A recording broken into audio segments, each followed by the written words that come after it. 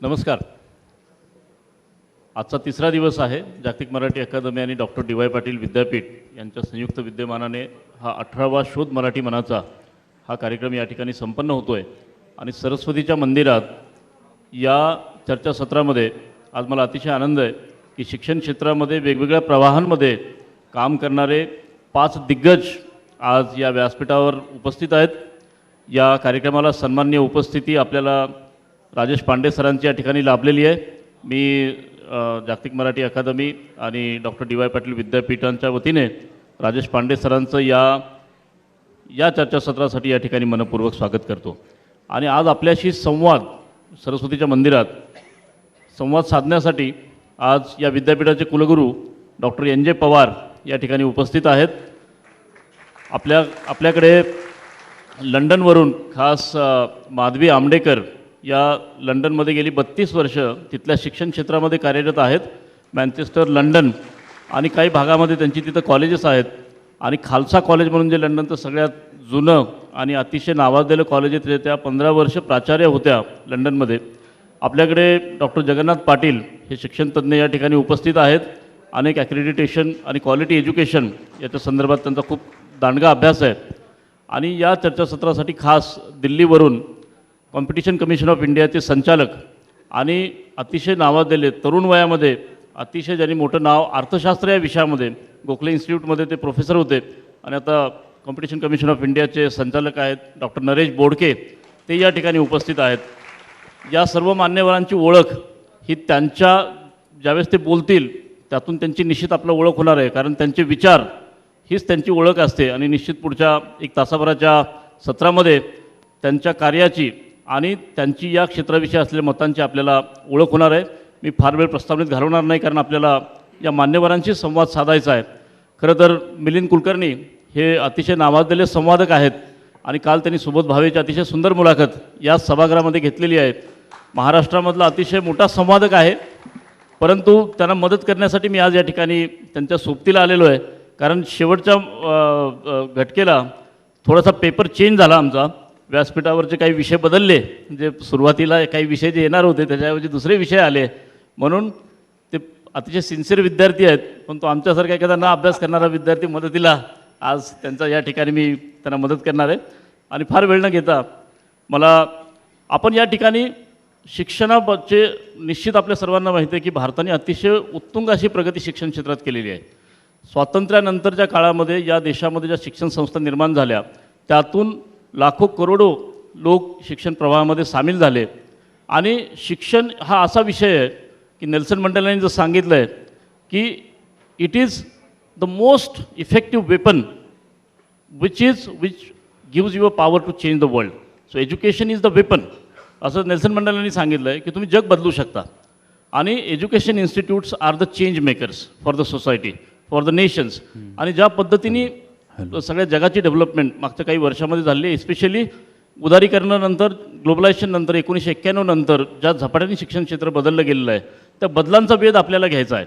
आणि शिक्षण क्षेत्रात आज जे काही बदल होत आहेत, ज्या वेगाने बदल होत आहेत त्या वेगांच्या बदलाशी आपल्याला स्पर्धा करायची आणि त्यासाठी या मान्यवरांची मतं आपल्याला जाणून घ्यायची आहेत. तर मी पहिलं एन.जे. पवार सरांकडेच येणार आहे.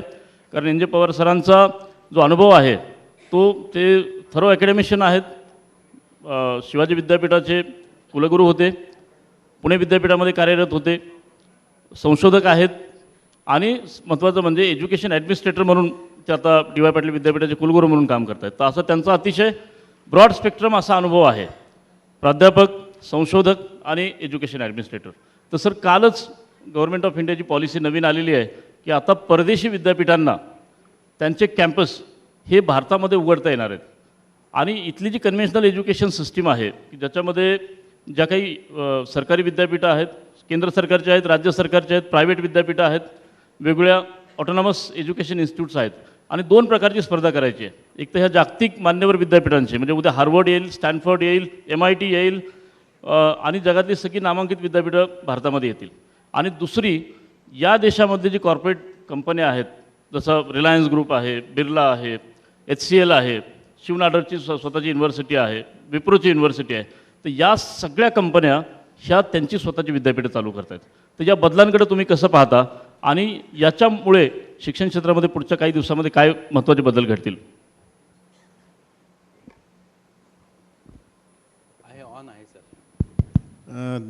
धन्यवाद सचिन. एक लक्षात घ्यावं लागेल की 21सावे शतक हे अतिशय वैशिष्ट्यपूर्ण शतक म्हणून आपण त्याला सर्वजण सामोरे जातो आहे. आणि 20व्या शतकाच्या शेवटाला जो बदल झाला 1990मध्ये, तो आपणाला रेफरन्स घेऊन पुढं वाटचाल करायची आहे. 1990पर्यंत आपण एक आपल्यापुरता मर्यादित शिक्षणाचा विचार करत होतो. स्पर्धेचं एलिमेंट त्याच्यामध्ये फारसं नव्हतं. आणि शिक्षणाकडे आपण एक सोशल गुड या दृष्टिकोनातून पाहायचो. 90मध्ये जसा गॅट करार, जागतिकीकरण, उदारीकरण, जागतिक अर्थकारण या जशा गोष्टी आपण सामोरं जायचं ठरवलं आणि मुक्त अर्थकारणाचं धोरण स्वीकारलं, त्यानंतर आमूलाग्र बदल हे शिक्षण व्यवस्थेमध्ये झाले. विशेष करून शिक्षणाचा दर्जा बदलला.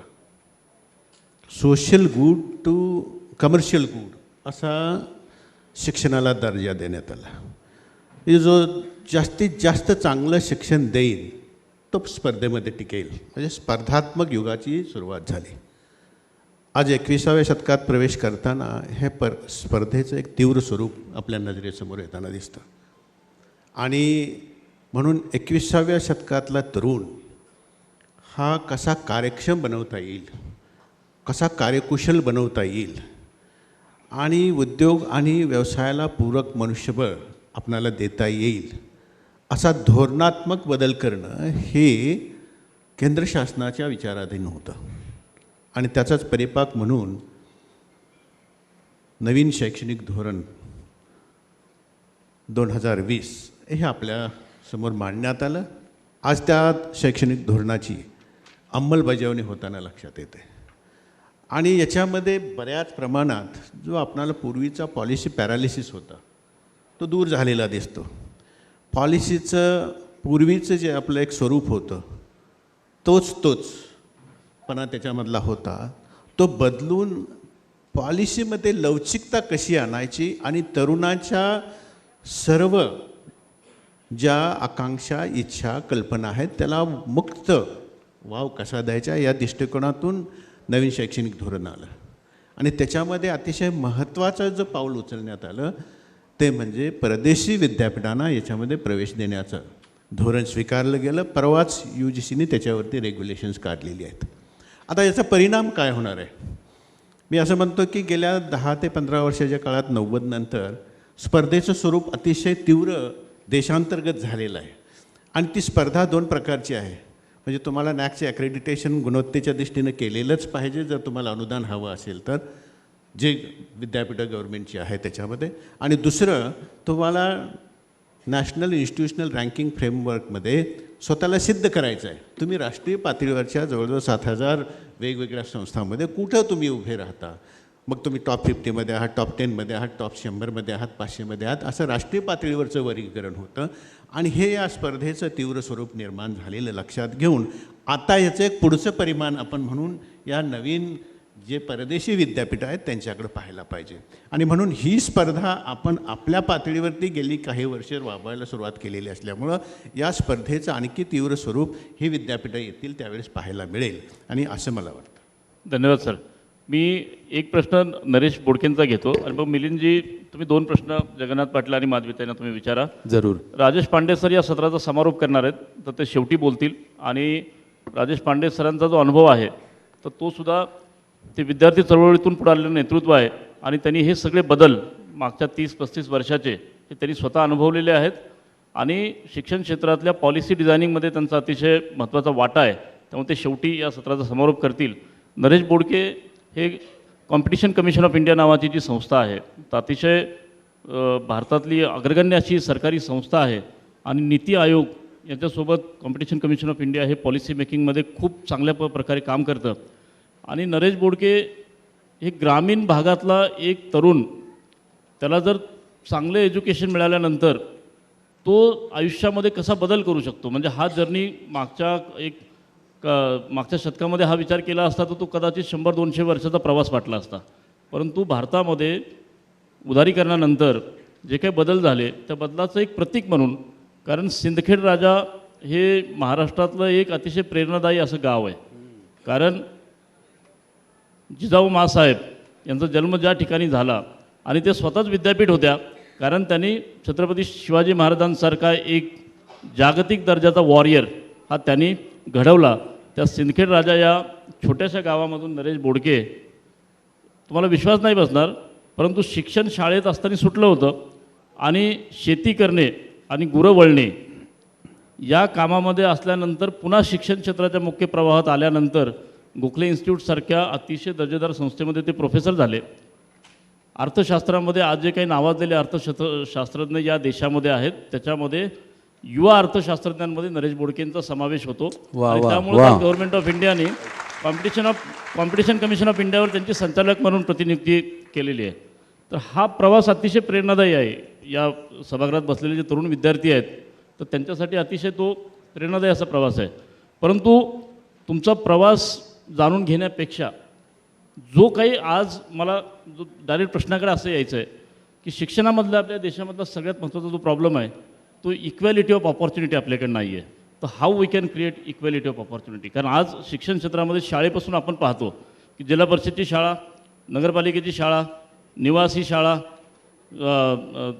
तुम्ही जे आदिवासींच्या वेगळ्या शाळा, SC ST प्रवर्गासाठी वेगळ्या शाळा, शहरातल्या मुलांसाठी CBSEच्या शाळा, ICSEच्या शाळा आणि जे अतिशय श्रीमंत वर्ग आहेत त्यांच्यासाठी IBच्या शाळा.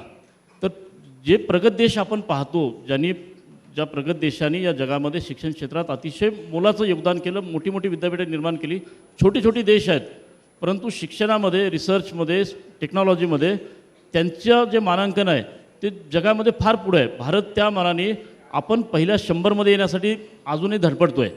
आणि ह्याचं एकमेव कारण आहे इक्वॅलिटी ऑफ ऑपॉर्च्युनिटी आपण क्रिएट करू शकलेलं नाही आहे.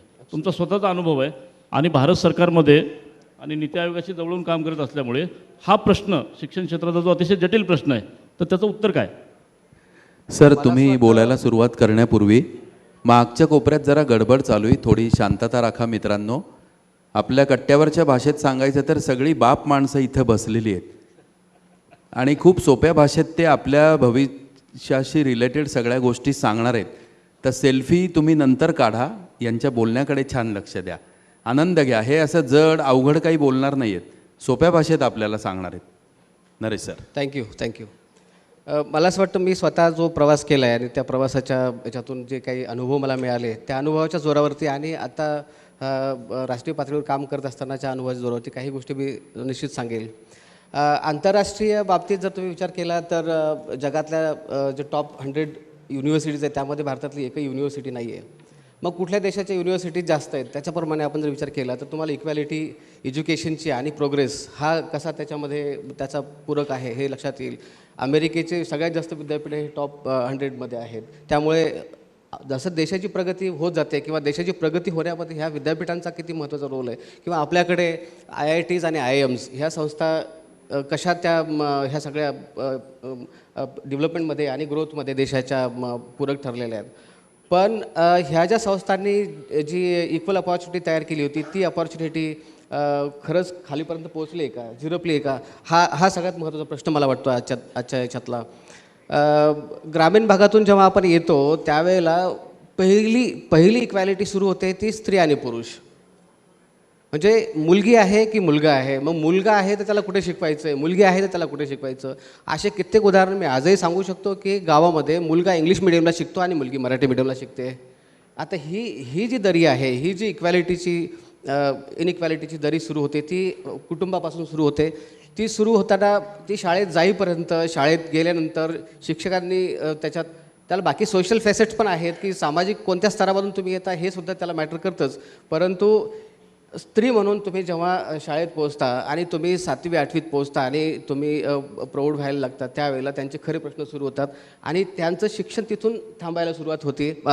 ऑलमोस्ट ड्रॉपआउट होतात. आणि जर तुम्ही ड्रॉपआउटचा जर रेशो बघितला तर मुलींचा ड्रॉपआउट होण्याचा जो रेशो आहे तो 7th नंतर चालू होतो.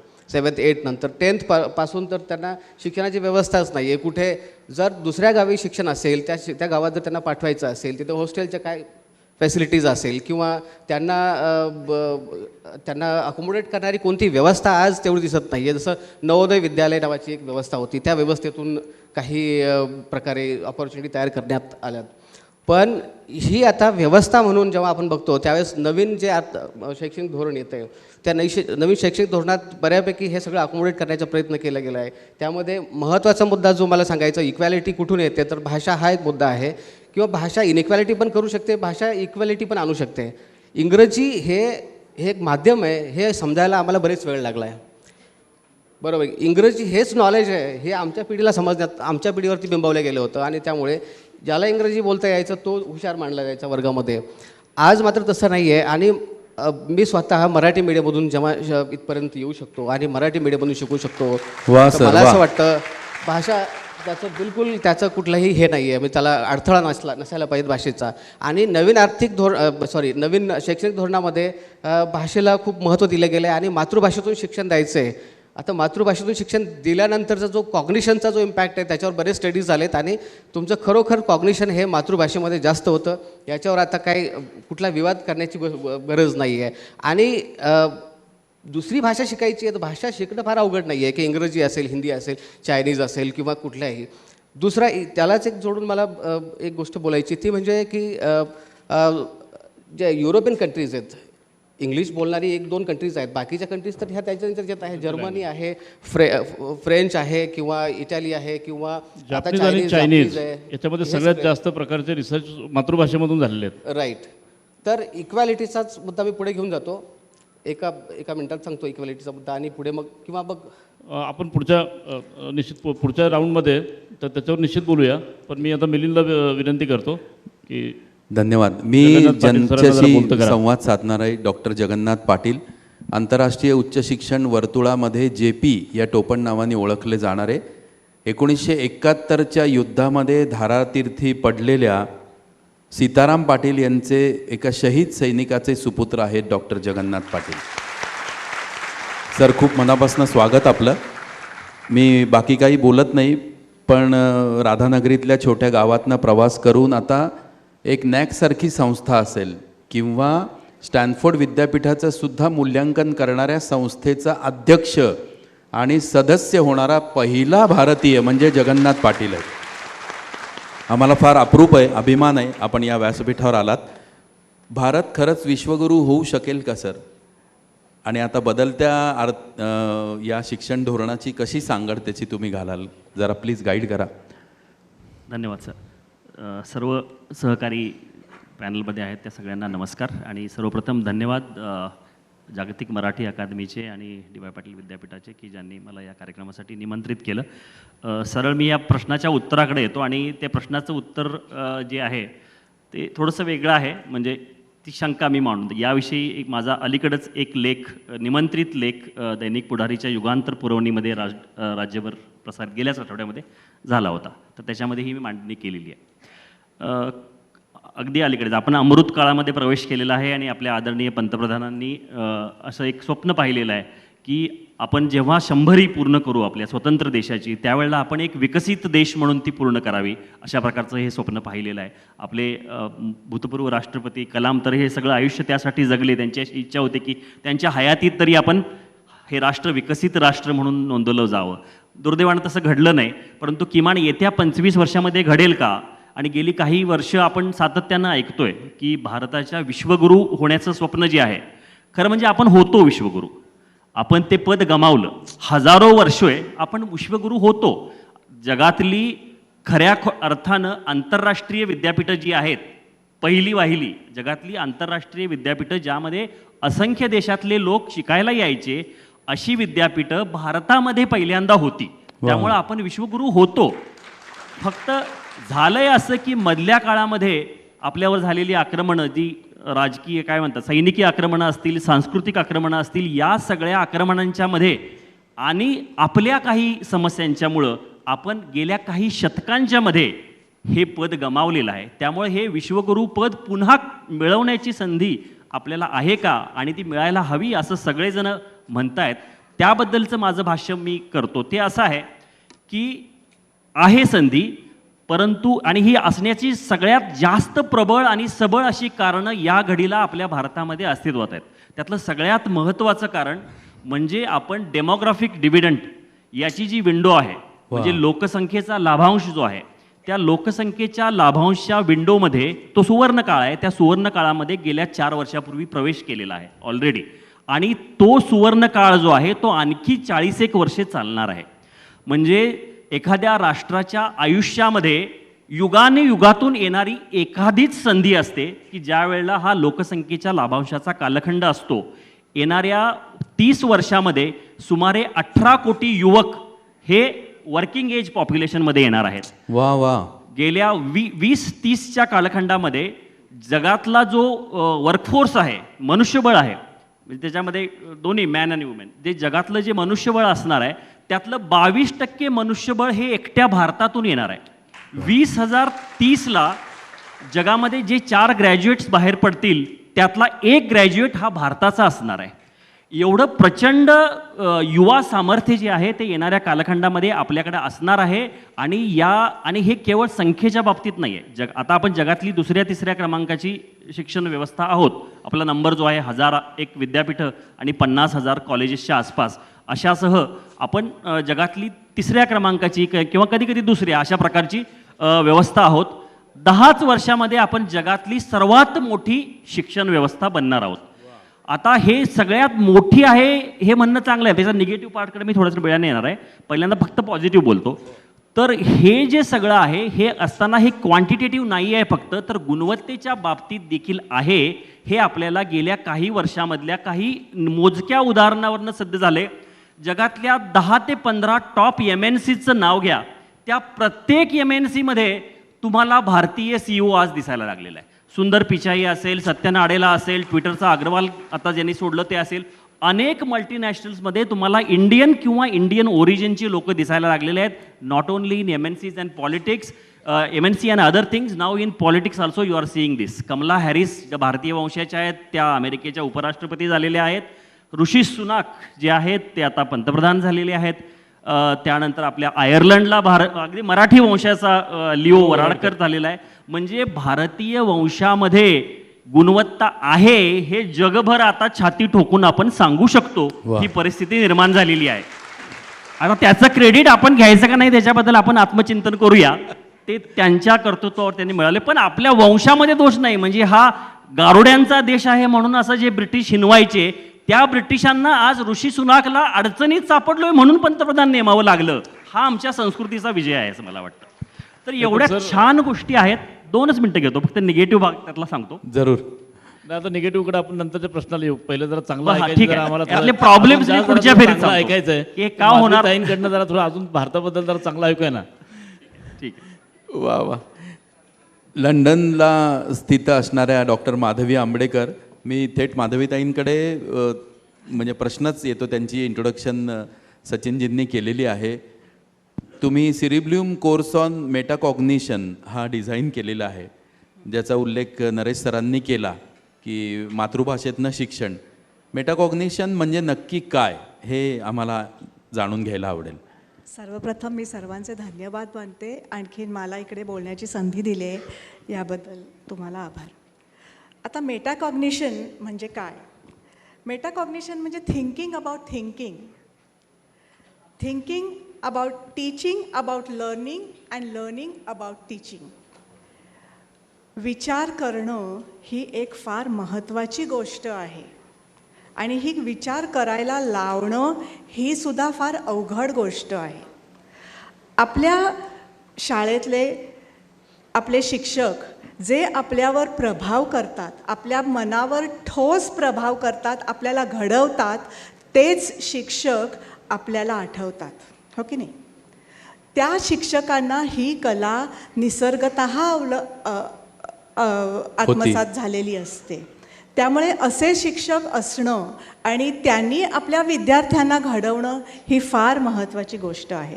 आता आपल्यातले किती जण म्हणतात की बाई आकाश निळं का आहे, ढग काळे का आहेत, पाऊस तर काळा नाही आहे. हे असे आपण प्रश्न विचारू शकतो का? आता मेटाकॉग्निशनचं अतिशय उत्तम उदाहरण द्यायचं म्हणजे आपले छत्रपती महाराज अफझल खानाबरोबर त्यांनी जी भेट घेतली, प्रतापगडावर जी भेट घेतली, ही फार कसोटीची आणि चुरशीची भेट होती. सगळ्यांना माहीत होतं की ही अतिशय चुरशीची आहे आणि अतिशय कठीण परिस्थिती निर्माण झालेली होती. एका बंगाली इतिहासकारांनी तर म्हटलं आहे की it was like diamond cutting diamond. Yadunath सरकारांनी सांगितलेलं आहे. तर अशा वेळेला छत्रपती शिवाजी महाराजांनी भौगोलिक माहिती, शस्त्रास्त्राची माहिती आणि अफझल खानाच्या आधीच्या सगळ्या घातपाताची माहिती, ह्या सगळ्यांचा विचार केला होता.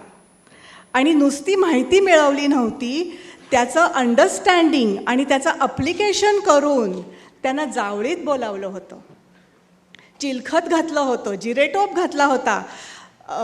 अगदी खंजीर खुपसण्यात जे सेकंद अमूल्य वेळ फुकट जाईल तो जाता कामा नये म्हणून वाघनखीचा उपयोग केला होता. म्हणजे त्यांचं नियोजन किती तीक्ष्ण होतं, त्यांचं किती प्रगल्भ हे होतं. That is metacognition. आणि ह्या सगळ्याचा फायदा त्यांच्या यशात झाला.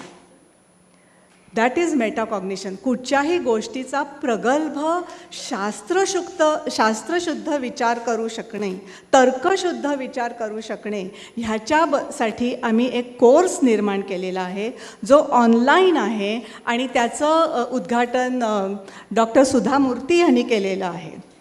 तर तो कोर्स आणि हा कोर्स NEPच्या पॉलिसीच्या धर्तीवरच आहे. तो भाषा कशा शिकायच्या, ग्राफिक डिझायनिंग कसं करायचं, आणि आपण म्हणतो भाषांवर आम्ही तो कोर्स केलेला आहे.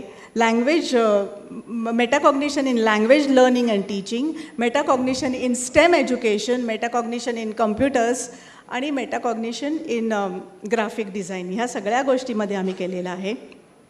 आणि त्यामुळे आपली विचार करण्याची हॅबिट्स ऑफ माइंड म्हणजे कुतूहल निर्माण करणं, नंतर नियोजन करणं, नंतर सहयोगाने काम करणं, चौफेर विचार करणं हे फार महत्त्वाचं आहे. आणि तशा हॅबिट्स डेव्हलप करणं हे फार महत्त्वाचं आहे. वा, अप्रतिम. तर्कशुद्ध आणि शास्त्रशुद्ध विचार कसा करायचा किंवा विचाराबद्दलचा विचार कसा करायचा हे शिकवणारा कोर्स आहे. मी पुन्हा सचिन सरांकडे सूत्र सुपूर्द करतो. नरेशजी, मला तुम्हाला विचारायचं आहे, आता जगन्नाथ पाटील सरांनी जे सांगितलं की डेमोग्राफिक डिव्हिडंड ही भारताची सगळ्यात मोठी स्ट्रेंथ आहे आजच्या घडीला. कारण आपण तरुणांचा देश आहोत. आपलं 65% पॉप्युलेशन हे वयाच्या 35च्या आतलं आहे आणि 50% पॉप्युलेशन हे वयाच्या 25च्या आतलं आहे. हा डेमोग्राफिक डिव्हिडंड हा जगामध्ये कुणालाच नाही आहे. पण या यंग पॉप्युलेशनला आपण जर त्यांच्या हाताला काम देऊ नाही शकलो, जर आपण त्यांच्या रोजगाराच्या आणि व्यवसायाच्या संधी जर उपलब्ध करू नाही शकलो, तर हा demographic dividend will become a liability, जो आज ॲसेट आहे. तर त्या दृष्टीने आता तुम्ही भारत सरकारसोबत काम करता, अर्थशास्त्रज्ञ आहात, तर असा काही अभ्यास सरकारच्या लेवलला जो होतो आहे आणि पुढच्या 10 वर्षामध्ये हा डेमोग्राफिक डिव्हिडंड आपण ॲसेट म्हणून कसा कन्वर्ट करू शकतो, तुमचं मत काय? खरं तर पाटील सरांनी जे बोलले त्याची दुसरी बाजू आता मी सांगतो आहे. खरं तर मी टाळलं होतं. डेमोग्राफिक डिव्हिडंड ही दुधारी तलवार आहे. आजची परिस्थिती तुम्ही जर अनएम्प्लॉयमेंट रेट जर बघितला तर खूप जास्त मोठ्या प्रमाणावर आहे. अनएम्प्लॉयमेंट रेट हा असण्याचे अजून एक वेगवेगळे कारणं असू शकतील. त्यामध्ये टेक्निकल एज्युकेशन असेल, स्किल डेव्हलपमेंट असेल किंवा ह्या सगळ्या याच्यावरती न्यू एज्युकेशन पॉलिसीमध्ये बऱ्यापैकी भर देण्यात आलेला आहे. पण मला असं वाटतं की जर स्किल डेव्हलपमेंट आणि टेक्निकल एज्युकेशनकडे आपल्याला वळायचं असेल तर त्यात बॉटलनेक जो होता तो होता भाषेचा. आता टेक्निकल एज्युकेशन भाषेत किती देता येईल हा एक मुद्दा आहेच आहे. त्याकरता कदाचित इंडिजिनस तुमचं स्वतःचं, कारण जसं माझ्या विषयात आहे की इकॉनॉमिक्सच्या बहुतेक थेरीज आम्ही ह्या वेस्टर्न थेरीज आम्ही शिकतो, जर त्या मराठीत आणल्या तर ते फक्त ट्रान्सलेशन होतं आहे. पण सुरू झालं, तर इंजिनिअरिंगचं एज्युकेशन हे मातृभाषेतून आलं आहे ना. मेडिकलचं एज्युकेशन आहे पुढच्या काही दिवसात. बरोबर. तर त्याचा सुद्धा फायदा होईल. मला असं वाटतं की आता त्या दृष्टीने जर टेक्निकल एज्युकेशन जर मातृभाषेत यायला लागलं आणि त्याला इंडिजिनस पद्धतीने जर ते तयार झालं तर मला वाटतं तो डेमोग्राफिक डिव्हिडंड आपल्याला जास्त याच्यात वापरता येईल. तर दुसरी त्याची एक बाजू अशी आहे की आज तुम्हाला साधं CBSE स्कूल घ्यायचं असेल तर तुमच्याकडे प्रॉपर बिल्डिंग आणि तुमच्याकडे सगळं इन्फ्रास्ट्रक्चर असावं लागतं. परंतु कॉलेजेस आपल्याकडे ज्या प्रमाणात वाटले गेलेत आणि ज्या पद्धतीने जर ग्रामीण भागातले कॉलेजेस चालवली जातात, तो जो खरा डेमोग्राफिक डिव्हिडंड आहे मला वाटतं तो एनकॅश करायचा असेल तर आपल्याला ती ग्रामीण जी काही शिक्षण व्यवस्था आहे ती आता स्ट्रेंथन करण्याची गरज आहे. अर्बन शिक्षण व्यवस्था बऱ्यापैकी सुधारलेली आहे, पण कुठेतरी ताटव्यामध्ये, कुठेतरी पत्र्यामध्ये, कुठेतरी कॉलेज चालतं आणि त्याला 90% असतात, पण त्याच्याकडे कुठलं स्किल नसतं, त्याला साधं ॲप्लिकेशन लिहिता येत नाही. ही रियालिटी आहे, ही स्टार्क रियालिटी आहे आणि मला वाटतं या रियालिटीला आपल्याला नजरअंदाज करता येणार नाही, ती बाजूला ठेवता येणार नाही. ती रियालिटी गृहीत धरून आपल्याला नवीन शैक्षणिक धोरणामध्ये आणि नवीन ज्या पॉलिसीज आहेत त्या याच्यामध्ये आपल्याला हे सगळं गृहीत धरावं लागेल. ह्या कॉलेजेसमधून जे आउटपुट बाहेर येणार आहे त्यांना कोण जॉब देणार, हा सरळ साधा प्रश्न माझा आहे. त्यामुळे डेमोग्राफिक डिव्हिडंड हा खरोखर खूप पॉझिटिव्ह मुद्दा आहे. जगातल्या सगळ्या देशांपैकी मला वाटतं बहुतेक चायना आणि आता चायनात सुद्धा आता एजिंगकडे वळलेला आहे. त्यामुळे इंडियाला हा याचा मोठा ऑपॉर्च्युनिटी आहे. आज आपण जगातली 5व्या क्रमांकाची इकॉनॉमी आहे, 3.25 ट्रिलियन, आणि कदाचित पुढच्या 2, 3, 4, 5 वर्षात आपण 3 नंबरला सुद्धा आपण पोहोचू, 5 ट्रिलियन पोहोचलो तर त्या दृष्टीने जर विचार केला तर आपल्याला खूप मोठ्या संधी आहेत. आंतरराष्ट्रीय बाजारामध्ये खूप गोष्टी आहेत. फक्त आपलं मार्केट बघून चालणार नाही. आपल्या मार्केटमध्ये तर जगाला संधी दिसत आहेत. आपलं इकॉनॉमी ज्या पद्धतीने ग्रो करते, आज जगातल्या टॉप ग्रोईंग इकॉनॉमीमध्ये इंडिया आहे. इंडियाचा ग्रोथ रेट हा 7% असणार असं गृहीत धरलं आहे, तरीसुद्धा जगातल्या सगळ्यात जास्त ग्रो होणाऱ्या इकॉनॉमीपैकी आपण आहोत. आणि 5 ट्रिलियन इकॉनॉमीचं उद्दिष्ट गाठलं तर मला वाटतं जगातली बहुतेक इन्व्हेस्टमेंट आपण त्या अट्रॅक्ट करू शकू. बऱ्याच कंपन्यांना भारतात यायचं आहे, भारतात उद्योग उभारायचे आहे, कारण भारतात स्वस्त लेबर आहे, स्वस्त रिसोर्सेस आहेत आणि त्या सगळ्याला आपल्याला ह्या डेमोग्राफिक डिव्हिडंडशी जोडता येऊ शकतं, प्रोव्हायडेड आपलं जे ह्युमन कॅपिटल ज्याला म्हणतात वर्ल्ड बँकेच्या भाषेमध्ये, ते ह्युमन कॅपिटल किती क्वालिटी ह्युमन कॅपिटल आपण तयार करू शकू. अदरवाईज फक्त काही अशा DY पाटील सारख्या आणि अशा चांगल्या संस्था ज्या आहेत यांच्यावरतीच तो जास्त बोजा दिसतोय. पण इतर अशा संस्था उभ्या राहाव्यात आणि ज्या सरकारी संस्था आहेत किंवा ज्या पब्लिक इन्स्टिट्यूट्स आहेत त्यालासुद्धा आपल्याला वाव दिला पाहिजे, मला असं वाटतं. मला पवार सरांकडे यायचं आहे, कारण पवार सरांचा संशोधनाचा अनुभव खूप दांडगा आहे.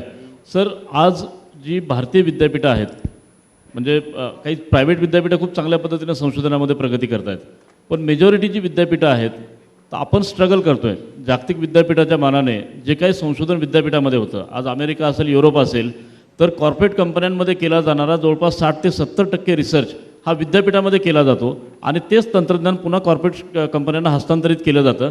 आणि तो खरा इंडस्ट्री इन्स्टिट्यूट बॉन्ड ज्याला आपण म्हणतो की युनिव्हर्सिटी आणि इंडस्ट्रीचा जो बॉन्ड आहे, कारण इंडस्ट्रीचा रिसर्च युनिव्हर्सिटीमध्ये होणे आणि युनिव्हर्सिटीच्या टेक्नॉलॉजीज इंडस्ट्रीला ट्रान्सफर होणे, आपल्याकडे हे होताना दिसत नाही. सर, आपला जो संशोधनाचा दर्जा आहे तो जागतिक दर्जाला कम्पेअर करता आपण कुठेतरी म्हणजे काही इन्स्टिट्यूट खूप चांगलं करत आहेत, इंडियन इन्स्टिट्यूट ऑफ सायन्स असतील, IITs असतील, प्रायव्हेट युनिव्हर्सिटीज असतील, काही सेंट्रल गव्हर्नमेंट आणि स्टेट युनिव्हर्सिटी असतील, पण मेजॉरिटी विद्यापीठं हे संशोधनाचा तो दर्जा गाठण्यासाठी स्ट्रगल करत आहेत. याच्यावर उपाय काय? सचिन, धन्यवाद.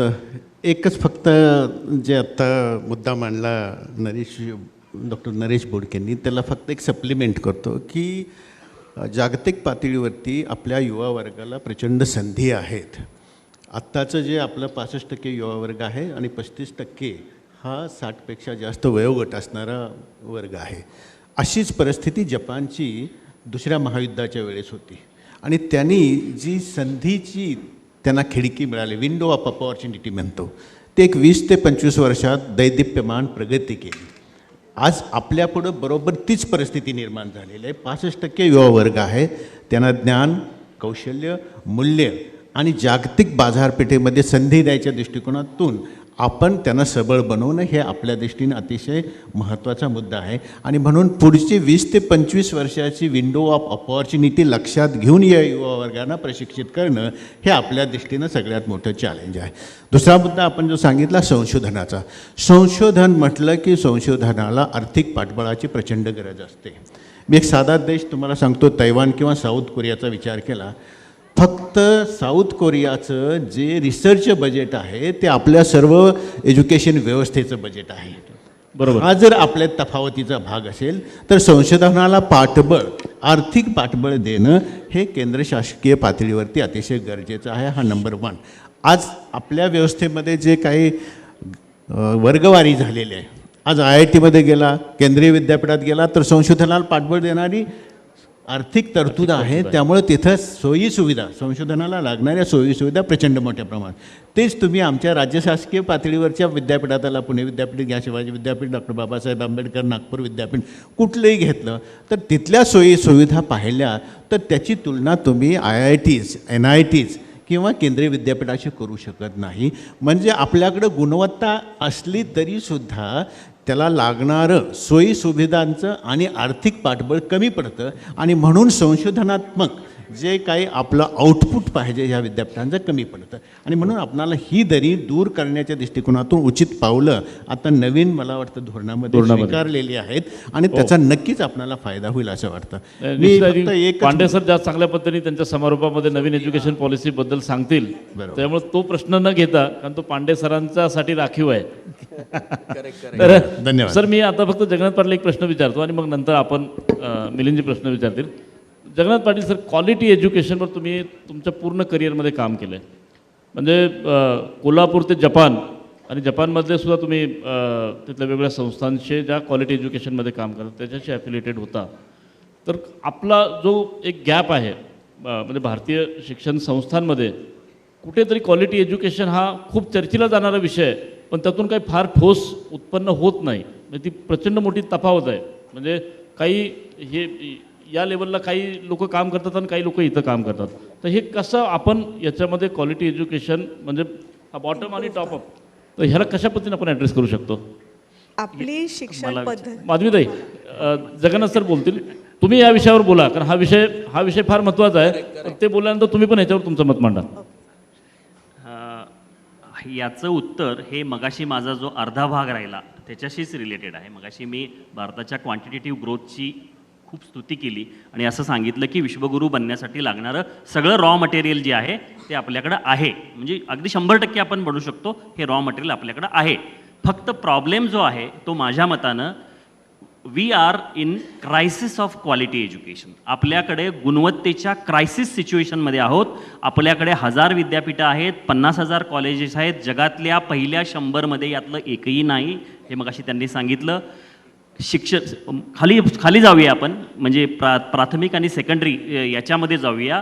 जे जागतिक सर्वे होतात, पिसा नावाचा एक जागतिक सर्वे आहे जो जगन्मान्य आहे की जगामधल्या शालेय शिक्षणाची गुणवत्ता काय आहे याचं जागतिक सर्वेक्षण केलं जातं. त्या सर्वेक्षणामध्ये आपण जेव्हा केव्हा काही वर्षापूर्वी सहभागी झालो तेव्हा आपण शेवटून दुसरे किंवा तिसरे आलो. एवढी आपली विदारक अवस्था आहे. आणि हे परदेशातल्या लोकांनी सांगायची गरज नाही आहे. प्रथमचे दरवर्षी जे अहवाल येतात त्याच्यातून सांगतो, आपल्या मंत्रालयानं जे एसर मार्फत जे सर्वे केलेले आहेत त्याच्या असं लक्षात आलेलं आहे की 5वीमध्ये आपली जी मुलं आहेत ॲव्हरेज देशभरामधली, मी मोठ्या मोठ्या इंटरनॅशनल स्कूलचं बोलत नाही आहे, ॲव्हरेज आपला मास क्लास जो आहे, 5वीची जी मुलं आहेत ती मुलं दुसरीच्या मुलाला जे वाचायला यायला पाहिजे किंवा अंकगणित यायला पाहिजे तेही त्यांना येत नाही, अशी परिस्थिती आहे.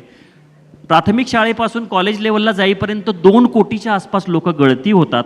आपली जी उच्च शिक्षणात जायला पाहिजे अशी लोकसंख्या आहे त्याच्या 70% लोक जातच नाहीत त्याच्यामध्ये.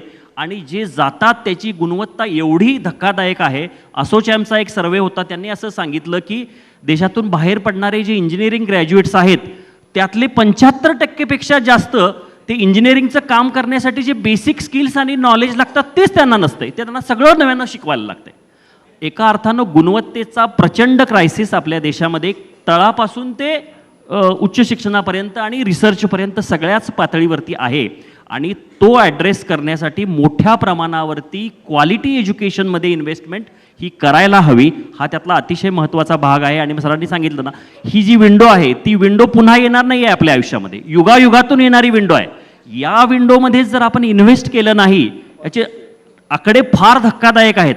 इतर देशांच्या तुलनेत म्हणजे आपली पेटंट्स अमेरिका आणि चीन आपण समजू शकतो, त्यांची पेटंट्स आपल्यापेक्षा जास्त आहेत, पण तैवान आणि इस्रायलची सुद्धा आपल्यापेक्षा जास्त आहेत. एवढ्याशा सिंगापूरची 2 विद्यापीठं जगाच्या पहिल्या 100मध्ये आहेत. ह्या सगळ्यांनी गुणवत्तेमध्ये शिक्षणाच्या आणि शिक्षणामध्ये रिसर्चमध्ये मोठ्या प्रमाणावरती गुंतवणूक केलेली आहे आणि 64च्या कोठारी कमिशनपासून ते आताच्या 20च्या नव्या शैक्षणिक धोरणापासून सगळेजण सांगतायत 6% किमान गुंतवणूक शिक्षणामध्ये करा. कुठल्याही सरकारनं त्यापासून ते आत्तापर्यंत हे 4%च्या वरती नेलेलं नाही आहे. त्यामुळं हा क्रायसिस जर आपण दूर केला नाही तर आपलं हे जे स्वप्न आहे हे विश्वगुरू बनण्याचं ते नाईटमेअर बनण्याची शक्यता आहे जर आपण क्वालिटीमध्ये इन्व्हेस्टमेंट नाही केली माधवीताई, तर. तुमचं काय मत आहे याच्यावर? हॅलो, आता यांनी पिसाचा रेफरन्स जो दिलेला आहे ते पिसाचे अध्यक्ष क्रिटिकल थिंकिंग आणि क्रिएटिव्ह थिंकिंग याचे जे अध्यक्ष आहेत डॉक्टर बिल लुकास, त्यांच्याबरोबर काम करूनच आम्ही हा मेटाकॉग्निशनचा कोर्स केलेला आहे. आणखीन त्यामुळे जी शिक्षण पद्धतीत आज जी गॅप आहे ती भरून निघेल असं आम्हाला वाटतं. जो आम्ही सक्सेसफुली लॉन्च केलेला आहे तिकडे त्याचा फायदा आपल्या देशासाठी, आपल्या मुलांसाठी आणि आपल्या टीचर्ससाठी व्हावा म्हणून आम्ही इकडे आता काम करायला सुरुवात केलेली आहे. आणि सगळीकडनं आम्हाला अतिशय चांगला प्रतिसाद मिळालेला आहे. आणि आता तुम्ही सांगितलं की युनिव्हर्सिटी. एक मिनिट, कृपया प्लीज मध्ये बोलू नका, कारण अतिशय चांगल्या विषयावर चर्चा चालू आहे. कुणी मध्ये बोलायचं नाही. सिक्युरिटी जरा थोडं थांबा, तुम्ही एक 10 मिनिटं थांबा. हां, म्हणजे तुम्ही ज्या सूचना देताय ना त्याचाच आवाज जास्त येतोय मुलांना सारख्या. आणि एक तुमच्या महत्त्वाचीच, तुमच्या फायद्याचीच एक गोष्ट मी सांगणार आहे. आता इकडची बरीच मुलं तिकडे बाहेर शिक्षणासाठी जातात, ते खूप खर्चिक असतं. आणि आता बाहेरच्या युनिव्हर्सिटीज इकडे येणार आहेत, तर ही तुमच्यासाठी ही खूप चांगली गोष्ट आहे. आणि तुम्ही जर एक्सपोजरसाठी बाहेर जाणार असाल तर आम्ही असा एक शॉर्ट कोर्स डिझाईन करू शकतो जेणेकरून तुम्ही इकडचा खर्च कमी करू शकता, इकडे तुम्हाला बाहेरचं एज्युकेशन मिळू शकेल आणि एक्सपोजरसाठी आम्ही तुम्हाला तिकडे नेऊ शकू. वा, मिलिंदजी आपण घ्या. माधवीताई, तुमच्या संस्थेच्या माध्यमातून ही खूप चांगली संधी भारतातल्या, महाराष्ट्रातल्या विद्यार्थ्यांसाठी उपलब्ध होते. त्याच्याबद्दल तुम्ही नंतर वैयक्तिक पांडे सरांशी जरूर संपर्क साधा. आपण आता शेवटच्या राऊंडकडे येतो. सचिन सर, प्रत्येका एक राऊंड घेऊ. नरेश सरांशी रिलेटेड मला संबंधित प्रश्न आहे. मातृभाषेमधनं सगळ्या प्रकारचं शिक्षण आता दिलं जातं आहे, दिलं जाणार आहे, तर एक आपण असमानता शिक्षणामधली आहे, भाषेमधली आहे, त्याला काय उपाय आपल्याकडे आहे? काय तुम्ही भाष्य कराल? खरं तर भाषा ही फार मोठा बॉटलनेक असू शकते. याचं उदाहरण मी पाहिलेलं आहे, मी स्वतः पाहिलं आहे. मी जेव्हा पुण्यात पहिल्यांदा आलो त्यावेळेला मी काय भाषा बोलत होतो त्यामुळे बरेच लोक तू काय बोलतो मला कळत नाही. कारण गावाकडची भाषा, आपण कधी शुद्ध भाषा बोलायची सवय नाही, माहिती नाही की ह्याला शुद्ध म्हणायचं, हे शुद्ध अशुद्धचा हा प्रकारच नव्हता. आणि त्याच्यानंतर मी 10वीला मला 35 मार्क होते इंग्रजीला. आता त्या विषयात जर मी नापास झालो असतो तर कदाचित मी इथपर्यंत पोहोचलो नसतो. म्हणजे भाषा हे किती मोठा अडथळा असू शकतो.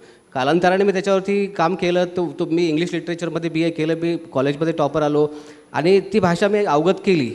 पण मला असं म्हणायचं, स्कूल एज्युकेशन जे आहे, स्कूल एज्युकेशनमध्ये भाषा हा खूप महत्त्वाचा रोल प्ले करतो आहे. आज गावागावामध्ये इंग्लिश मिडियमच्या शाळा उभ्या राहिल्यात आणि त्या इंग्लिश मिडियम शाळेची परिस्थिती अशी आहे की त्या शिक्षकांना पण इंग्रजी येत नाही आहे, पॅरेंट्सला पण इंग्रजी येत नाही आहे. मग त्यांना इंग्रजीत शिकवायचं कशासाठी? हा मुद्दा आहे. जर तेच एज्युकेशन त्यांना मराठीत दिलं तर नॉलेज महत्त्वाचं की भाषा महत्त्वाची, हा तो मुद्दा आहे. आणि तिथून इनइक्वॅलिटी सुरू होते. आणि मला असं वाटतं की ज्या चांगल्या संस्था आता तयार झाल्या त्या संस्थांचं पण सोशल रिस्पॉन्सिबिलिटी त्यांनी घ्यायला सुरुवात करायला पाहिजे. आता ह्या संस्थांपर्यंत ग्रामीण भागातली मुलं पोहोचू शकत नाही मोठ्या संस्थांमध्ये. तर जसं आपलं CSR आहे, कॉर्पोरेट सोशल रिस्पॉन्सिबिलिटी, तसं कॉर्पोरेट सोशल रिझर्वेशन काय असू शकत नाही. अशा जसं सुपर न्यूमररी कोटा तुम्ही तयार करून जसं EWS आणलं आहे तसं त्या प्रकारे ती इनइक्वॅलिटी दूर करण्या या दृष्टीने आपण कसं प्रयत्न करू शकतो, आपण कशी आपली जबाबदारी पूर्ण करू शकतो याचाही विचार झाला पाहिजे. दुसरा मुद्दा असा आहे की जगातले, आता जसं मागच्या सत्रात बोललो आपण तसं त्याप्रमाणे की भाषा, ज्या मातृभाषेवरती ज्याचं शिक्षण झालं, ज्या देशाचं शिक्षण झालं आहे, ज्या मातृभाषेला त्यांनी प्राधान्य दिलं आहे त्या देशांची प्रगती ही फार झपाट्याने झाली आहे. याचे बरेच उदाहरणं आहेत आणि तेच आपल्या बाबतीत व्हायला काही हरकत नाही मला असं वाटतं. आणि जो डेमोग्राफिक डिव्हिडंडचा मुद्दा आहे तो जर आपण व्यवस्थित ॲड्रेस केला तर खूप मोठी संधी आज आपल्याला जगामध्ये उपलब्ध होणार आहे. एवढा डेमोग्राफिक डिव्हिडंड कुणाकडे नाही आहे. आणि भाषेचं जर जो बॉटलनेक दूर झाला आणि मातृभाषेतून शिक्षण जर यायला लागलं तर मला असं वाटतं बऱ्या प्रमाणात याच्यात फरक पडेल. सोबतीला त्यांना इंग्रजी आणि इतर फॉरेन भाषांचं शिक्षण आपण देणारच आहोत, परंतु नॉलेज मात्र गेन जो होणार आहे, जे कॉग्निशन जे होणार आहे, ज्याचा स्पीड जास्त असणार आहे, ते मात्र मातृभाषेमध्ये असणार आहे आणि ती मला वाटतं खूप जमेची बाजू असणार आहे नवीन येणाऱ्या धोरणामध्ये. खूप खूप धन्यवाद. हा कॉग्निशनचा जो मुद्दा आहे, मला वाटतं की आजच्या चर्चासत्रामधला सगळ्यात चांगला विषय जो आपण घेतलेला आहे की हे जे गॅप्स आपल्याला सगळे ॲड्रेस करायचे आहेत, त्याच्यामध्ये कॉग्निटिव्ह टेक्नॉलॉजी ज्या आहेत त्याचा इंटरफेस जर आपण शिक्षण पद्धतीत करू शकलो तर निश्चित चांगला बदल, सकारात्मक बदल घडू शकतो. सर घ्या. सर, मी परत जगन्नाथ सरांकडेच येतोय. जसं तुम्ही विश्वगुरू होण्याचं स्वप्न दाखवलं, त्याला नीट आपण पूरक वातावरण निर्माण केलं नाही तर ते एक दुःस्वप्न ठरेल असं तुमचं म्हणणं आहे. पण मग या दोन्हीचा सुवर्णमध्य कसा काढायला पाहिजे, कसा साधला पाहिजे, काय करायला पाहिजे त्याच्याबद्दल? मगाशी जसं मी म्हटलं की गुणवत्तापूर्ण शिक्षणामध्ये गुंतवणूक मोठ्या प्रमाणावरती केली पाहिजे आणि ती सरकारनंच केली पाहिजे, ही अपेक्षा आपण सोडून द्यायला हवी. म्हणजे हायर एज्युकेशन हे मेरिट गुड आहे, ते तुमचं आयुष्य बदलून टाकवणारी एक गुंतवणूक आहे, हे पालकांनी देखील समजायला पाहिजे आणि ते सुजाण पालक समजतात. म्हणूनच आज जगातले 2 नंबरचे किंवा कधीकधी 1 नंबरचे आपण सेंडर कंट्री आहोत. जगातल्या देशामध्ये शिक्षणासाठी पाठवणारे अगदी अब्जावधी रुपये लोक खर्च करतात, परदेशासाठी करतात, इथेही करतात. परंतु मासमध्ये, ज्याला आपण मासेस म्हणतो, त्या मासेसमध्ये हा अवेअरनेस अजून आलेला नाही आहे. त्यांना शिक्षणामध्ये गुंतवणूक करायची इच्छा होत नाही आहे. इंडस्ट्री गुंतवणूक फारशी करत नाही आहे. मी उदाहरणं अनेकदा सांगत असतो की अमेरिकेतल्या एकेका विद्यापीठामधला एक प्राध्यापक हा 70-80 कंपन्यांचा फादर असतो. तो तो तो बिलियन्स ऑफ डॉलर्स जनरेट करतो, wealth generator. Professor is wealth generator.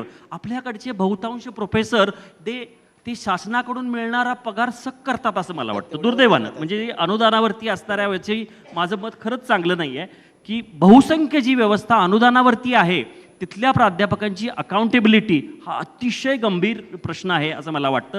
त्यामुळे सरकार जे काही खर्च करतं त्याची अतिशय काटेकोर अकाउंटेबिलिटी जी नॅकसारखी संस्था किंवा अन्य संस्थांच्याकडून व्हायला पाहिजे, हा अतिशय महत्त्वाचा भाग आहे. अनेक बोगस महाविद्यालय या देशामध्ये आहेत. नव्या शैक्षणिक धोरणामध्ये म्हटलंय, जस्टिस वर्मा कमिटीचा रिपोर्ट आहे, जवळजवळ 10,000 कागदावरची महाविद्यालय इथं अस्तित्वात आहेत. बोगस डिग्र्या देतात, बोगस शिक्षक असतात, सगळं बोगस असतं. याच्यावरती अतिशय कठोर असा आपण प्रहार केला पाहिजे. अगदी आपण विडआउट करायचं ठरवलं तर कदाचित या 50,000 पैकी 20,000 कॉलेजेस ताबडतोब बंद करावी लागतील, अशा प्रकारची व्यवस्था आहे. काही विद्यापीठं जी डिग्र्या विकतात अशी विद्यापीठं आपल्याकडे निर्माण झालेली आहेत. PhD विकणारी विद्यापीठं आहेत, त्यांच्यावरती कठोर प्रहार केला पाहिजे.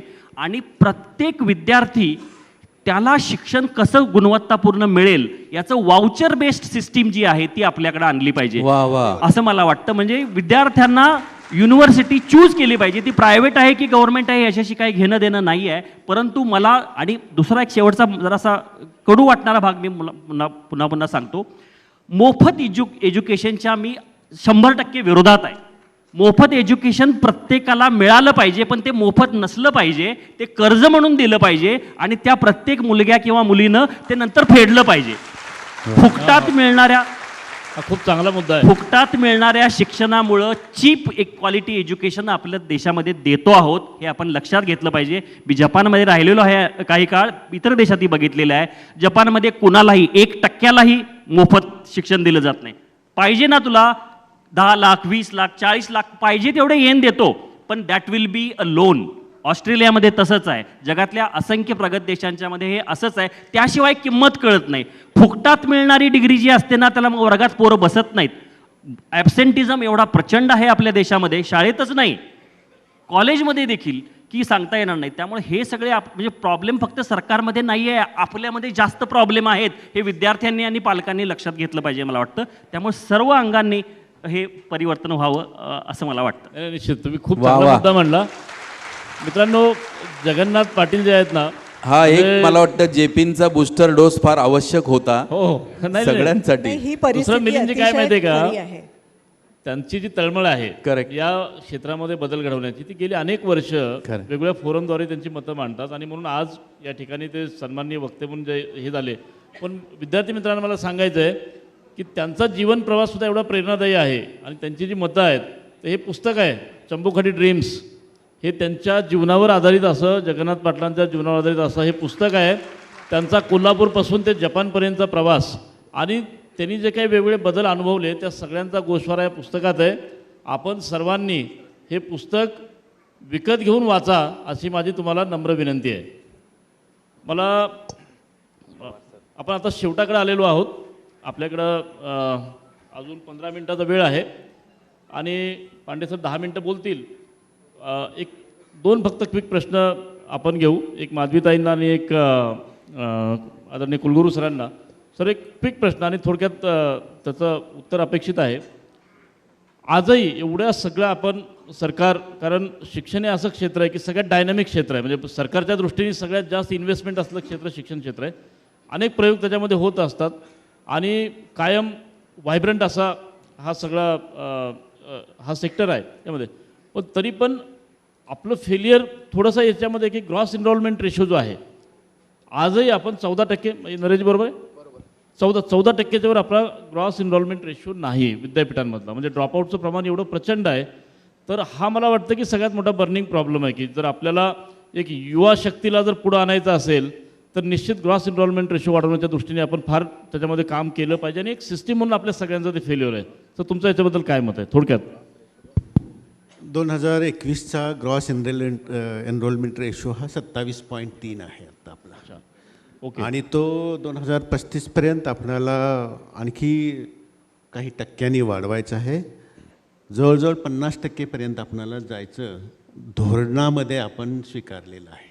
म्हणजे पुढच्या 10 वर्षामध्ये हा बदल घडला पाहिजे. आपण 27.3 पासून 50% जाण्यासाठी आपणाला जो विंडो ऑफ परफॉर्मन्स दिलेला आहे तो साधलं पाहिजे आणि ते नवीन शैक्षणिक धोरणामध्ये आहे. ते निश्चित अचीव होईल. त्यामुळं असं अचीव होण्याच्या दृष्टीनं जे दुसरं पाऊल उचललेलं आहे केंद्र शासकीय पातळीवरती ते म्हणजे ऑनलाईन लर्निंग.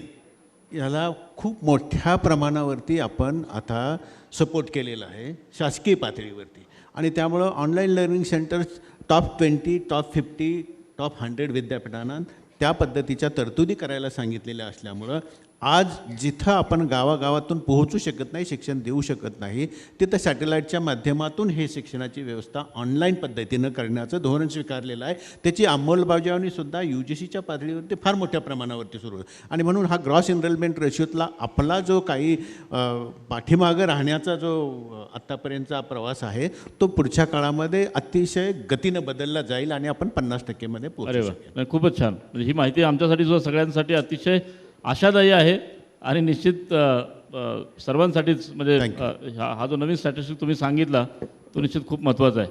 माधवीताई एक थोडक्यात तुम्हाला विचारायचं आहे. तुम्ही 32 वर्ष लंडनमध्ये आणि UK तुमचं काम आहे, जगभर प्रवास करत असता. तिथली जी शिक्षण पद्धती आहे आणि भारतीय शिक्षण पद्धती, आणि तुम्ही आता एक खूप चांगला उपक्रम करतात की भारतामध्ये खूप एक पुढच्या काही वर्षामध्ये तुमचे एक्सपान्शनचे जे प्लान्स आहेत, पण तुम्हाला सगळ्यात महत्त्वाचा गॅप काय वाटतो त्या शिक्षण पद्धतीमधला आणि या शिक्षण पद्धतीमधला, आणि एक ग्लोबल स्टँडर्डच्या दृष्टीने आपण कसं लिफ्ट होऊ शकतो त्यांच्या याच्या किंवा त्याच्यापेक्षा एक्सेल होऊ शकतो? तुमचं याच्याबद्दलचं मत काय? सर्वप्रथम सांगायचं म्हणजे स्मरणशक्तीची जरुरी असते. काही गोष्टी पाठच कराव्या लागतात, पण जी माहिती आपण गोळा करतो त्या माहितीचा त्याच्यावर जर अंडरस्टँडिंग आणि अप्लिकेशन झालं नाही तर त्या ज्ञानाचा उपयोग नाही. ते ज्ञान नाही आहे. आज आपल्या फिंगरटिपवर सगळी माहिती मिळते, पण ती माहिती ज्ञानात रूपांतर झाली पाहिजे, त्याचं अप्लिकेशन झालं पाहिजे, तरच ते ज्ञान. नुसती माहिती उपयोगाची नाही आहे. आज आपल्या इकडे स्मरणशक्तीवर जास्त भार असतो आणि तिकडच्या अभ्यासक्रमात स्मरणशक्तीवर तेवढा भार नसतो. ॲक्च्युअल त्याचं अप्लिकेशन फार महत्त्वाचं असतं. जी तुम्ही माहिती गोळा केलेली आहे त्या माहितीचा तुमच्या व्यवहारात काय उपयोग आहे, फ्युचरमध्ये काय उपयोग आहे. कारण की आज आपल्याला भविष्यात काय समस्या येणार आहेत हे माहीत नाही आहे. तर क्रिटिकल थिंकिंगमध्ये, क्रिएटिव्ह थिंकिंगनी त्याच्यावर सोल्युशन्स काढणं, त्याच्यावर तोडगा काढणं, ही कपॅसिटी डेव्हलप करणं, मेटाकॉग्निशन थिंकिंग हे करणं फार महत्त्वाचं आहे. आणि मातृभाषा, मी सुद्धा मातृभाषेतच शिकलेली आहे, पार्ले टिळक विद्यार्थीची मी विद्यार्थिनी आहे पार्ले टिळक विद्यालयाची. पण आज मी इंग्लंड लंडनमध्ये तिकडची मॅथ्सची एक्झामिनर आहे, मराठीची एक्झामिनर आहे आणि इंग्लिशची पण एक्झामिनर आहे. माधवीताई खूप छान, म्हणजे तुम्ही हा कॉग्निशनचा विषय निश्चित आमच्या सर्वांनाच तो खूप पटलेला आहे आणि हा क्रिटिकल थिंकिंगचा पण विषय जो आहे तो निश्चितच म्हणजे आमच्या सर्वांसाठी सुद्धा तो त्याच्यावर बराच अभ्यास चालू आहे आणि तो इम्प्लिमेंटेशनच्या दृष्टीने सुद्धा सगळे त्यावर प्रयत्न करत आहेत. आपण आता या कार्यक्रमाच्या शेवटाकडे आलेलो आहोत आणि समारोपासाठी आदरणीय राजेश पांडे सर या ठिकाणी उपस्थित आहेत. पुढचा कार्यक्रम सुरू व्हायला अजूनही 15 मिनिटाचा वेळ आहे, त्याच्यामुळे 10 मिनटं पुढचे पांडे सर या संपूर्ण जो काही मागच्या 1 तासामध्ये या ठिकाणी इथं चर्चा झाली त्या चर्चेच्या अनुषंगाने त्यांची मतं ते मांडतील.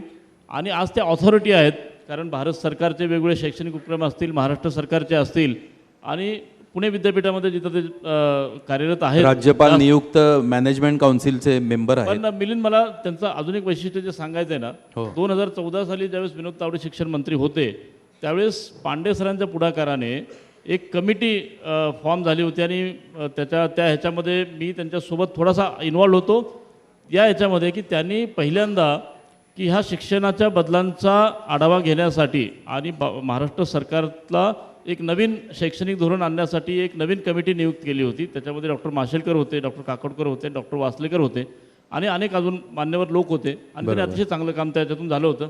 पांडे सर, आपल्याला विनंती करतो की आपण या सत्राचा समारोप करावा आणि आपले विचार या सत्राच्या जी काही इथं चर्चा झाली त्या अनुषंगाने मांडावेत. पांडे सरांबद्दल एक गोष्ट फक्त सांगतो, आपल्याला सगळ्यांना खूप आनंदाची आणि अभिमानाची आहे. G20चं यजमानपद 2023चं भारताकडे आहे. महाराष्ट्रामध्ये त्याच्या अनुषंगिक ज्या ज्या उपक्रम आहेत, जे जे डेलिगेशन्स येणार आहेत, त्याचे महाराष्ट्राचे प्रमुख म्हणून राजेश पांडे सरांची निवड झालेली.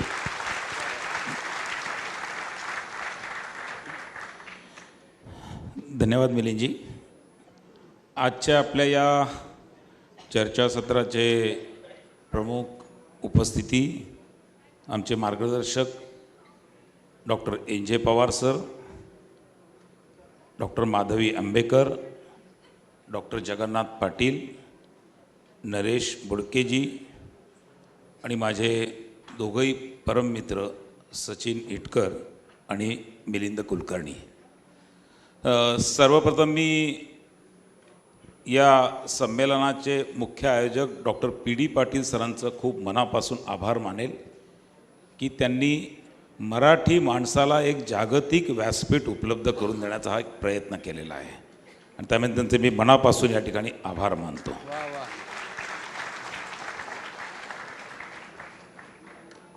वक्त्यांनी जेवढा वेळ घेतला आहे तेवढ्याच वेळेत अगदी 5-7 मिनटात मी माझं मत या ठिकाणी व्यक्त करेल, कारण या पुढचं सत्र आपल्या दृष्टीने खूप महत्त्वाचं आहे. आपल्या या सत्राचं नाव आहे सरस्वतीच्या मंदिरात. मला खूप बरं वाटलं की सरस्वतीचं मंदिरही आहे आणि सरस्वतीच्या मंदिरात आपल्या सगळ्यांना बोलवलेलं आहे, कारण मधल्या काळामध्ये सरस्वतीच्या अस्तित्वावर आणि सरस्वतीचे किती इंजिनिअरिंग कॉलेज आहे अशा प्रश्नापर्यंत आपल्या महाराष्ट्रातली काही लोक गेली होती आणि त्यामुळे आपण सरस्वतीचं जे एका अर्थाने मंदिरात चर्चेला बोलवलं आहे त्याबद्दल मी आपले मनापासून आभार मानतो. एक 5 मिनटं फक्त आपण ऐकूया, नंतर आपल्याला सेटल व्हायला वेळ मिळेल. मी 2-3 गोष्टी बंधू भगिनींनो आपल्याला खूप महत्त्वाच्या शेअर करणार आहे. माझं खूप ओझं जगन्नाथ पाटलांनी विशेषतः कमी केलं आहे, कारण मला जे मांडायचं होतं ते त्यांच्या बोलण्यात आलेलं आहे. आपल्या देशाच्या डेमोग्राफीचं वैशिष्ट्य त्यांनी मांडलं आहे, पण तरी मी 2 वाक्यात सांगतो. जगातला सगळ्यात तरुण देश आता भारत होत आहे आणि हळूहळू युरोप आणि अमेरिका आता म्हातारं होत आहे. माझा शब्द नीट ऐकून घ्या. पुढच्या 2035पर्यंत या डेमोग्राफी डिव्हिडंडचा एक परिणाम भारतावर राहणार आहे. म्हणजे भारत भारताचं सरासरी वय 25 असणार आहे, जेव्हा अमेरिकेचं कदाचित 48 असणार आहे. आपण आता सगळेच विदेशात जातो. मी जर्मनीला मध्ये गेलो, आत्ता मी मागच्या महिन्यात नॉर्वेला गेलो. आपण जर नजर टाकली तर आपल्याला भारतामध्ये कुठेही तुम्ही DY पाटील मेडिकल कॉलेजच्या बाहेर अगदी मी आता येताना बघितलं, एक नजरेत मला 200-400 लोक दिसत होती आणि त्या नजरेमध्ये 200-400 मध्ये साधारणतः 70% तरुण दिसत होते. तुम्ही जर जर्मनीत किंवा नॉर्वेमध्ये फिरताना बघितलं, मॅडम इथे आहेत, मुळात एका नजरेमध्ये 100 लोक दिसणारच नाहीत, कारण तिथे लोकांची संख्याच कमी आहे. आणि त्यातही दिसले तर एक म्हातारा एक म्हातारी सोबत असेल तर एखादं कुत्रं बरोबर असतं. अशा प्रकारची स्थिती आहे. हे आपण टीका नाही करत आहे, मी त्या देशाच्या डेमोग्राफी सांगतोय. आणि म्हणून मी आपल्याला एकच सांगेल, आपण इथे बसलेली येणारी भविष्य आहेत, पुढची 25 वर्ष विशेषतः 2035 पर्यंत हा डेमोग्राफी डिव्हिडंड बनणार आहे. तुम्हाला जगामध्ये जायला प्रचंड मोठी संधी आहे, कारण जगाकडे हात नसतील आणि भारताकडे इतके हात असतील की त्यांना काम नसेल. म्हणजे एक स्टेज अशी येईल की 90 कोटी तरुण भारतात असतील बंधू भगिनींनो.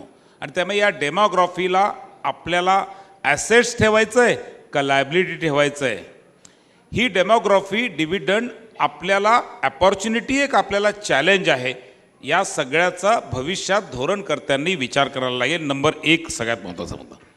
नंबर 2, आपण नवीन शैक्षणिक धोरणाविषयी 2 मिनटं बोलू. मगाशी काही वक्त्यांनी सांगितलं आणि तेही खरं आहे की मधल्या काळात भारत हा एक विश्वगुरू पूर्वी होताच, पण एका आक्रमणानंतर आपलं ते विश्वगुरू पद आपलं कमी झालं. पण मी अगदी स्पेसिफिक आपल्या मित्रांना सांगतो, मधल्या काळात म्हणजे काही नाही, या देशामध्ये इंग्रज आले ना, ते एक मॅकॅले नावाची मनोवृत्ती आणि प्रवृत्ती घेऊन आलेत.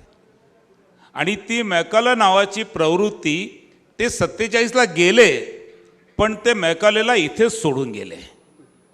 आणि त्यामुळे गेली 100-125 वर्ष आम्ही जे शिक्षण घेतोय, मी फार धाडसाने बोलतो, या शिक्षणाचा आपल्या भारताशी काही संबंध नाही.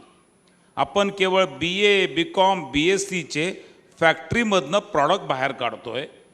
ज्या शिक्षणाचा आपल्याला उपयोग नाही, ज्या शिक्षणातनं आपल्याला आपलं आयुष्य जगायला काही मदत होत नाही, केवळ आपण कारकून घडवतोय. ते कारकून घडवणारी इंग्रजांची मॅकॉले सिस्टीम आपल्या भारतात गेली 70 वर्ष होती. आता या नवीन शैक्षणिक धोरणामध्ये त्या मॅकॉले सिस्टमचं 100% उच्चाटन होणार आहे आणि एक नवीन धोरण आपल्या सगळ्यांना मिळणार आहे. एकच वाक्य फक्त शेवटी सांगतो की आपल्या सगळ्यांना आता यापुढे आपल्याला जे पाहिजे ते शिकायला मिळणार आहे, जे पाहिजे ते शिकायला मिळणार आहे. एक अकॅडमिक बँक ऑफ क्रेडिट नावाची बँक भारतामध्ये उभी राहणार आहे, ज्यात तुमच्या प्रत्येकाचं अकाउंट असेल. तुम्हाला जगातलं जे काही शिकायचं आहे तेवढं शिकून या, तेवढे मार्क तुमच्या बँकेत टाका आणि तुमची डिग्री घ्या. हे पुढच्या 5 वर्षातलं महाराष्ट्रातलं देशातलं शिक्षण असणार आहे. या नवीन शैक्षणिक धोरणाचा आपण अभ्यास करावा आणि त्याच्या अंमलबजावणीसाठी सगळ्यांनी प्रयत्न करावं. परदेशी विद्यापीठाला परवानगी मिळालेली आहे, पण ती आपण संधी मानली पाहिजे. मी एकदा मॅडमशी मगाशी बोलत होतो, ही आपल्या दृष्टीने संधी आहे. सुदैवाने महाराष्ट्राचे शिक्षण मंत्री आणि केंद्रातले शिक्षण मंत्री दोघंही गेल्या 40 वर्षातले माझे जुने मित्र असल्यामुळे एक त्यांचं कोट सांगतो आणि मधनं बोलो संपवतो. मी शिक्षण मंत्र्यांना विचारलं की तुम्ही नवीन धोरणाचा काय विचार करताय, त्यांनी मला 2 वाक्य सांगितली. ते म्हटले, आजही भारतामध्ये 10 कोटी विद्यार्थी असे आहेत की जे शाळेत जाऊ शकत नाही. बघा आपल्या धोरणाचा परिणाम. 70 वर्ष झाले, आपल्या 75 वर्ष. आजही 10 कोटी विद्यार्थी शाळेत जात नाही आहे. त्या विद्यार्थ्यांना शाळेत पाठवायचं आहे, नंबर 1. नंबर 2, आज भारतातले 60,000 कोटी रुपये दरवर्षी हे भारताचे विद्यार्थी विदेशात शिकायला जातात, त्याच्यावर भारताचे खर्च होत आहे. ते 60,000 कोटी रुपये वाचवायचे आहेत. या परदेशी विद्यापीठाच्या आगमनाने 60,000 कोटी वाचतील पण, आणि 60,000 कोटीपेक्षा जास्तचं उत्पन्नही आपल्याला मिळेल आणि त्यामुळे आपण याला संधी म्हणून बघावं.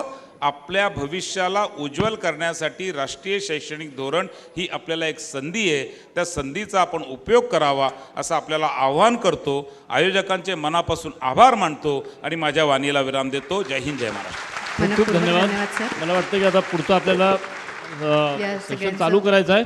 तर या सगळ्यांचा आपण फक्त सन्मान करूया पटकन आणि पुढच्या एक कार्यक्रमाकडे लगेच वळूया. सर्वांच्या वतीने मी राजेश पांडे सरांचा या ठिकाणी सन्मान करतो. नाही, नाही, या.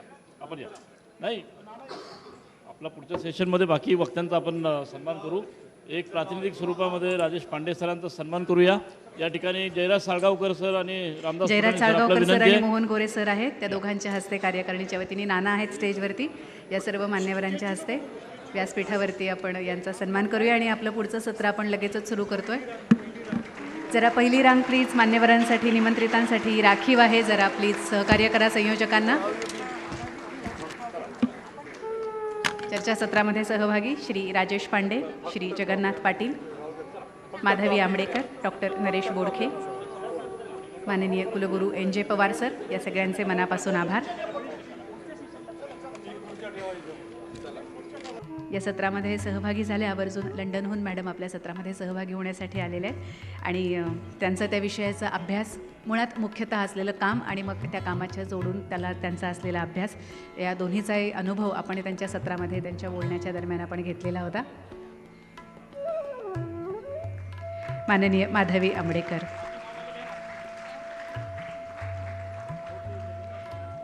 माननीय श्री जगन्नाथ पाटील सरांनाही आपण सन्मानित करतो आहोत आपल्या व्यासपीठावरती. मी आदरणीय PD पाटील सर तुम्हाला विनंती करते, आपल्या दोनही संयोजन संस्थांच्या वतीने माननीय श्री जगन्नाथ पाटील यांना आपण सन्मानित करावं.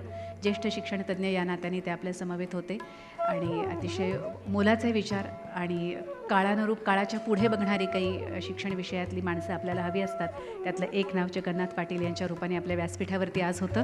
त्यांचंही मनापासून आभार या सत्रामध्ये सहभागी झाल्याबद्दल आणि आपले शिक्षणविषयक विचार आमच्यापर्यंत पोहोचवल्याबद्दल.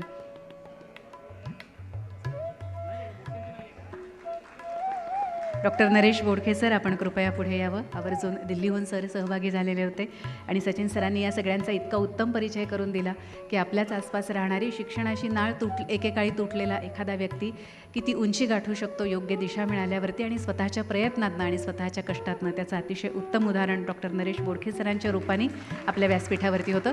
सरांचा प्रवास, जो संघर्षाचा प्रवास आहे, तो परत कधीतरी ऐकायला आपल्याला आज नक्की आवडेल. पण आज त्यांनी शिक्षणविषयक त्यांचं चिंतन या सत्रातनं मांडलं, त्याबद्दल त्यांचे आम्ही अतिशय मनापासून आभारी आहोत.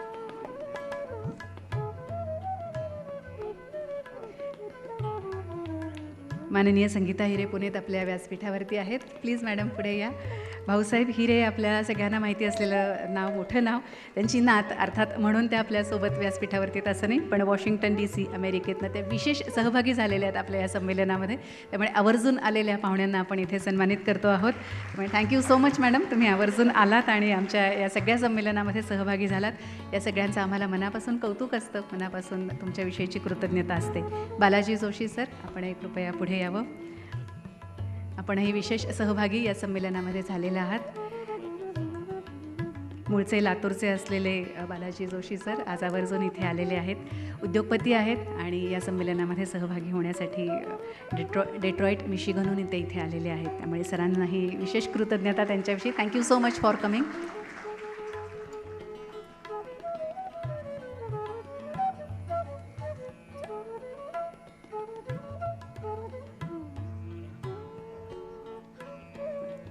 माननीय कुलगुरू डॉक्टर पवार सर, आपण प्लीज स्टेजवरती यावं. आपण आपल्या पहिल्या सत्रामध्ये, आजच्या दिवसाच्या पहिल्या सत्रामध्ये वक्ते म्हणून सहभागी होता.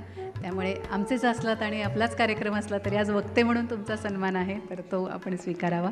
आज आपण सहभागी होतात सकाळच्या सत्रामध्ये, सरस्वतीच्या मंदिरात या सत्रामध्ये, म्हणून हा एक छोटा या सत्राची आठवण म्हणून तुमच्यापर्यंत आम्ही हा सन्मान पोहोचवतो आहोत. माननीय डॉक्टर NJ पवार सर.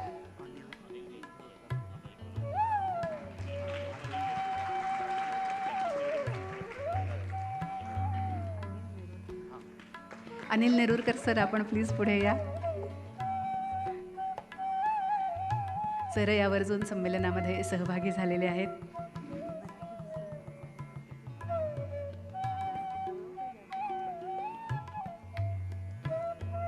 जागतिक मराठी गौरव पुरस्काराने सरांना सन्मानित केलेलं होतं आणि सर आज आवर्जून आपल्यासोबत या संमेलनामध्ये सहभागी होण्यासाठी आलेले आहेत.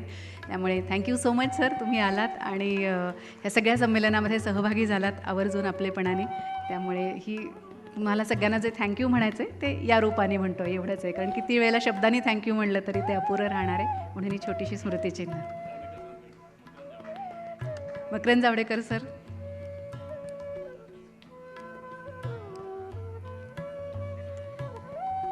ही सगळी मंडळी आपण कालपासून ऐकतोय, खरं तर परवापासून ऐकतोय की मराठी माणसांशी गप्पा मारायच्या म्हणल्यावर तिच्या आपलेपणाने येतात ना, तो आपलेपणा जास्त आवडतो आपल्याला. रामदास फुटाणे सरांनी पहिल्या दिवशी सांगितलं की कसलीही अपेक्षा न ठेवता अमुक एक खर्च तमुक एक खर्च, इतकंच मानधन तितकंच मानधन असले कुठलेही विषय न करता ही माणसं आपणहून आपलेपणाने आपल्या सगळ्यांशी गप्पा मारायला सहभागी होत असतात. त्यामुळे त्यांचा सन्मान करणं आपल्या व्यासपीठावरती, त्यांच्या येण्याची आणि त्यांना जो आपलेपणा आहे आपल्या सगळ्यांविषयी त्या आपलेपणाची कदर करण्याची हा एक छोटासा आपला प्रयत्न आहे.